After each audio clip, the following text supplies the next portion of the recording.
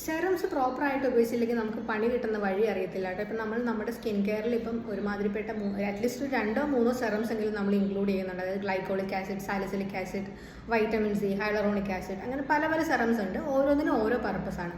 പക്ഷേ നമ്മളത് കറക്റ്റായിട്ട് അല്ലെങ്കിൽ കോമ്പിനേഷൻ കറക്റ്റായിട്ടല്ല യൂസ് ചെയ്യുന്നത്. നമ്മൾ ചെയ്യുന്നതിൻ്റെ നേരെ വിപരീതമായിരിക്കും നമ്മുടെ സ്കിന്നിന് ഉണ്ടാവുക. നമ്മൾ യൂസ് ചെയ്യുന്ന ഓരോ സെറത്തിനും ഓരോ പർപ്പസാണ്. അപ്പോൾ അതുപോലെ തന്നെ അതിൻ്റെ ആക്റ്റീവ് ഇൻഗ്രീഡിയൻസ് മിക്സ് ചെയ്യുമ്പോൾ നമ്മുടെ സ്കിന്നിൽ അത് കറക്റ്റായിട്ടാണോ വർക്ക് ചെയ്യുന്നത് എന്നുള്ളതും കൂടെ നമ്മൾ നോക്കേണ്ടതാണ്. അപ്പോൾ ചില സെറംസ് നമ്മൾ കമ്പൈൻ ചെയ്യാൻ പാടില്ല. അതിൽ ആദ്യത്തേന്ന് പറയുന്നത് വൈറ്റമിൻ സിയും റെറ്റിനോൾ സെറവുമാണ്. ഇത് രണ്ടും നമ്മൾ മിക്സ് ചെയ്ത് യൂസ് ചെയ്യാൻ പാടില്ല. പിന്നെ വരുന്നതാണ് റെറ്റിനോളും AHAയും, അതായത് ഗ്ലൈക്കോളിക് ആസിഡ്. ഇത് രണ്ടും എക്സ്ഫോളിയേഷൻ പർപ്പസ് ആയതുകൊണ്ട് തന്നെ നമ്മുടെ സ്കിന്നിന് ചിലപ്പോൾ ഇറിറ്റേഷൻ ഉണ്ടാവാൻ ചാൻസ് ഉണ്ട്. പിന്നെ വരുന്നതെന്ന് പറയുന്നത് റെറ്റിനോളും ബെൻസോയിൽ പെറോക്സൈഡും ആണ്. പിന്നെ വരുന്നത് വിറ്റമിൻ സി, സാലിസിലിക് ആസിഡ്. ഇതൊന്നും നമ്മുടെ സ്കിന്നിൽ നമ്മൾ കമ്പൈൻ ചെയ്ത് ഉപയോഗിക്കാൻ പാടില്ല.